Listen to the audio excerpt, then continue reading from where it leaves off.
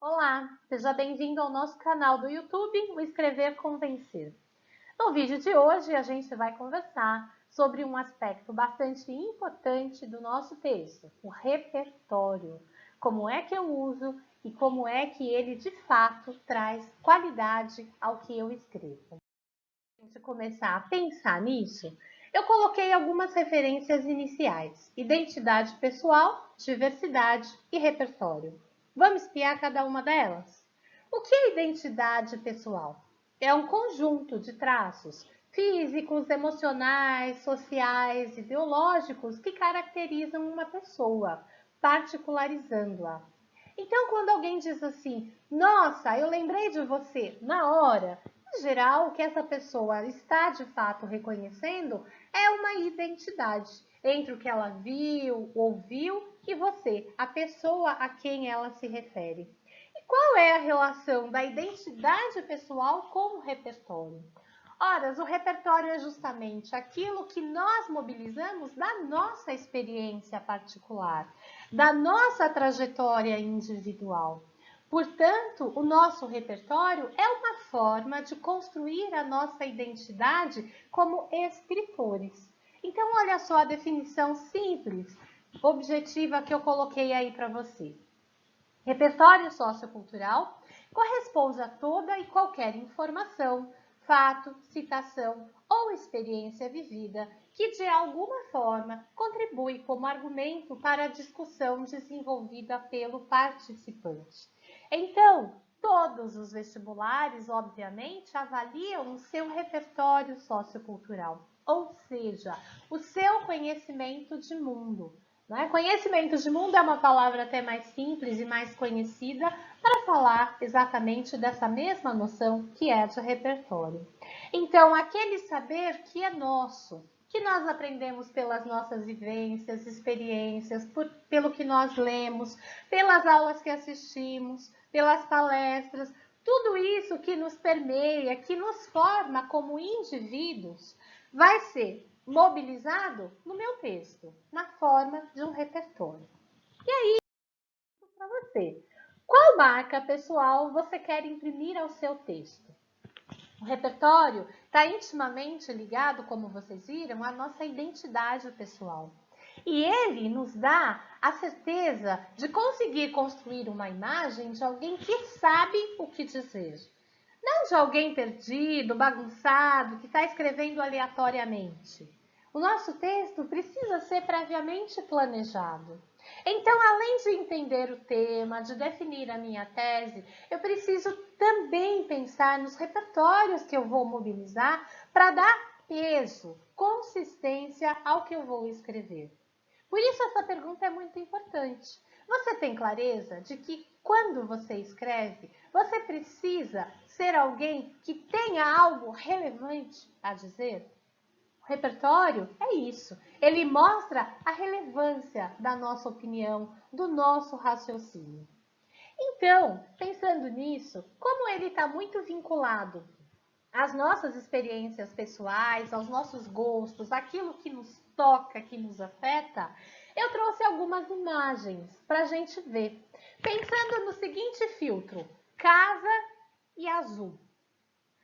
Quais composições possíveis a gente pode ter? Uma infinidade delas. Cada vez que a gente estiver diante de uma imagem diferente, a gente pode entender que está diante de um repertório sociocultural diferente. Vamos ver? Traz duas imagens. Você observa aí. Uma delas tem uma rede, uma espreguiçadeira, né? Está construída num ambiente de natureza. Então é um ambiente bem despojado, bem acolhedor, bem intimista, de profunda conexão com a natureza. A outra imagem já é o contrário. Você tem ali, em primeiro plano, a total simetria do espaço, a combinação perfeita das cores, isso também aparecia na outra imagem, né?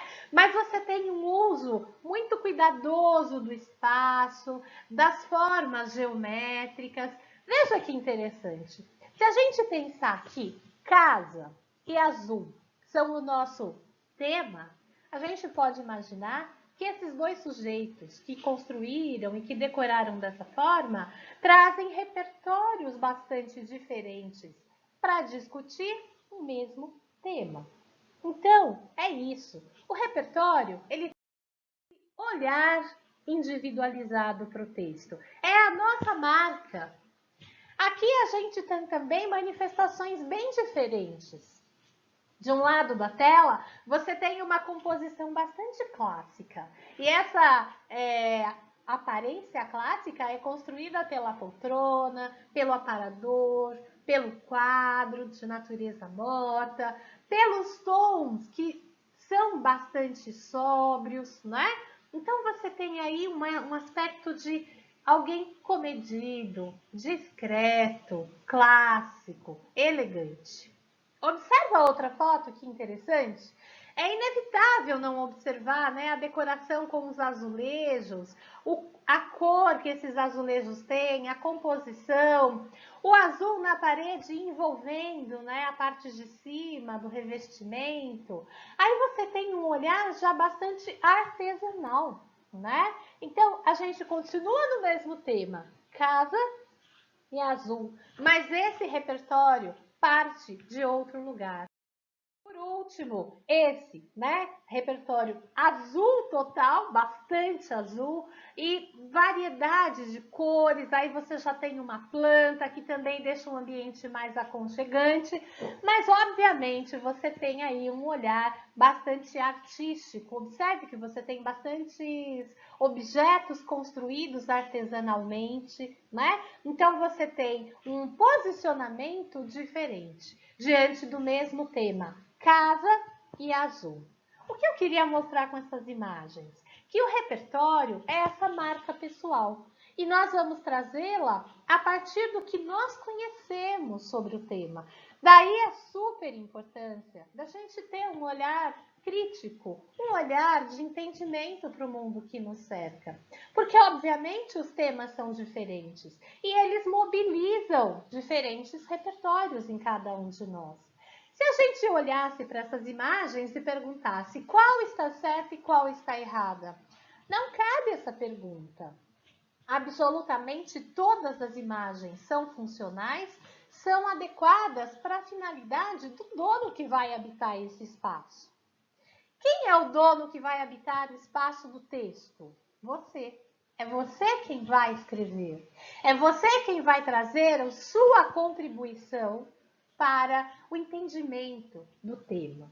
Então, a gente vai agora essa inter-relação aqui. Eu entendo o tema, eu defino a tese, eu mobilizo o repertório e eu, consequentemente, consigo elaborar o meu texto. Perceba que ao encadeamento, eu não posso definir assim, eu quero falar disso. Se esse isso não estiver vinculado ao tema e à discussão que você quer desenvolver. E só para lembrar, quem é que define os rumos da discussão no nosso texto? A tese. A tese define toda a construção da nossa ideia, do nosso projeto de texto. E é a partir dela que nós vamos selecionar os nossos repertórios. Quais fatos históricos eu sei, citações, dados estatísticos, fatos mais recentes, referências à literatura, à sociologia, à linguística, à antropologia. Quais saberes eu tenho que podem me ajudar a fundamentar as minhas ideias? E aí, o que foi que eu fiz? Eu trouxe aqui uma proposta da VUNESP de 2018. VUNESP é a universidade pública aqui do estado de São Paulo, né? Ela tem campus em vários lugares do estado. E a discussão central dessa proposta era: o voto deveria ser facultativo no Brasil?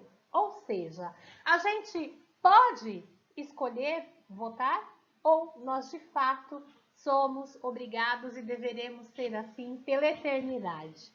Atualmente, a nossa legislação prevê que o voto é compulsório, ou seja, obrigatório. Aquele cidadão que não vota sofre sanções legais. Ele tem uma série de perdas como cidadão, né? Complicações. Ou seja, tudo é organizado para que a gente seja obrigado a votar e, em algumas situações, quando não se vota, é preciso sempre apresentar uma justificativa, sob pena de correr o risco de ser multado e de ter vários outros desdobramentos ruins. Então, a VUNESP, quando pergunta isso, ela, na verdade, está querendo saber da natureza da nossa participação política. O homem é mesmo esse ser que quer opinar, que quer se engajar socialmente, que quer participar das decisões coletivas? Ou, de fato, não é possível confiar nisso e a gente precisa ser obrigado, né? Então, veja, essa é a proposta. Aí, eu não vou ler agora, para não ficar aqui cansativo para você, e eu vou direto para o texto que tirou uma nota alta em relação a esse tema. O voto deveria ser facultativo no Brasil? Então, veja, você tem um tema explícito, formulado por meio de uma pergunta que exige uma resposta clara, objetiva, né? E, obviamente, fundamentada. Então, agora, na sequência, a gente vai ler o texto dessa aluna, a Eduarda de Araújo, né, que passou em Biologia na Unesp lá em 2018, no curso que ela queria. Então, o que a gente vai observar? Especialmente a mobilização de repertório, tá certo? A gente não tem acesso à nota que o texto tirou, mas você sabe que foi uma nota alta, né? Vocês vão perceber que ele tem uma outra incorreção quanto à pontuação, à concordância, mas são pequenos deslizes gramaticais que não comprometem nem o entendimento do texto e muito menos a abordagem temática e o desenvolvimento do repertório, tá certo? Vamos lá, então? Então, a gente vai ler um texto que discute o seguinte tema: se no Brasil o voto deve ser facultativo. Então, para esta pergunta direta, a candidata precisa dar uma resposta também direta. De acordo com a filosofia aristotélica, a política é intrínseca à condição humana. Dessa forma, o voto obrigatório não apresenta malefícios, visto que reforça a natureza dos indivíduos, além de impedir a exclusão de algum cidadão na participação política. Sob tal perspectiva, o voto facultativo não deveria ser inserido na Constituição Federal Brasileira. Por um longo período de tempo, o direito ao voto era exclusivo a determinados grupos sociais, como na Grécia Antiga, onde o poder de votar era concedido somente aos homens gregos maiores de 21 anos. No entanto, a desigualdade política não se restringe a esse período, haja vista o movimento sufragista ocorrido no século XX, principalmente na Europa, onde as mulheres reivindicavam o direito ao voto e à representação política. Depreende-se, então, que foram necessários muitos anos para alcançar o sufrágio universal. Portanto, é imprescindível mantê-lo na sociedade brasileira, mesmo por meio do voto obrigatório. Ademais, no que tange ao cenário nacional, o Brasil enfrentou impasses na política logo após a implementação da República, com o chamado coronelismo, quando ocorria a compra e a manipulação dos votos. Percebe-se, portanto, que com a inserção do voto Percebe-se, portanto, que com a inserção do voto facultativo, as eleições tornariam-se mais suscetíveis a fraudes, visto que seria possível selecionar os eleitores mediante apagamentos e ameaças, excluindo parte da população brasileira da participação política. Outro sim, a atual situação da política brasileira, com inúmeras denúncias de corrupção, desestimula os cidadãos a votarem e, com o voto facultativo implantado, os cidadãos participariam menos do cenário político. Apenas com a experiência, os indivíduos criarão o hábito de participação política e poderão desenvolver a consciência, sem ser necessário a obrigatoriedade. No entanto, até que essa consciência seja construída, o voto deve permanecer obrigatório para todos, mantendo o direito político conquistado durante anos. Olha, o que eu queria mostrar para vocês nesse texto. Percebem que, obviamente, o texto responde ao tema, então, para essa candidata, o voto obrigatório não é um problema, ele deve continuar, porque ela concorda com a posição de Aristóteles, para quem o homem é um animal político, né? Então, significa dizer que a gente tem uma vocação para participar do que é coletivo. Ela, aliás, inicia a introdução, né, o seu texto, com essa parte do repertório vinculado à filosofia. E aí ela coloca a sua tese já de modo claro lá na introdução. Depois, o que a gente pode considerar como repertório, ou seja, que não está lá nos textos da coletânea, ou mesmo que ainda que esteja, ela acrescenta, ela traz um complemento com uma interpretação pessoal. A questão da Grécia, né, quando ela fala dos homens maiores de 21 anos, somente eles podiam votar na Grécia Antiga. Também ela fala das mulheres, especialmente na Europa, na reivindicação pelo direito ao voto. Quando ela vem para o Brasil, ela fala da prática do coronelismo, essa informação está lá na coletânea, ela pouco desenvolve, então nesse caso a gente pode entender que é muito mais uma paráfrase do que um repertório propriamente dito, né? Veja, de qualquer forma, ela consegue desenvolver a linha de raciocínio que ela mesma constrói lá na introdução. Então, o repertório, gente, precisa estar bem articulado ao que você tem a dizer. Nada de ficar colocando frases bonitas, impressionantes, nomes de famosos, só para embelezar o seu texto. O efeito é contrário, você vai perder muita nota. Por quê? Porque o repertório está intimamente vinculado à nossa capacidade estratégica de defender um ponto de vista. Não caia nessa armadilha, nessa bobeira de achar que basta colocar o nome lá do Platão, ou do Leandro Carnal, né? Ou do Kierkegaard. Não, porque você só vai utilizar de fato essas autoridades se elas convierem ao seu projeto de texto.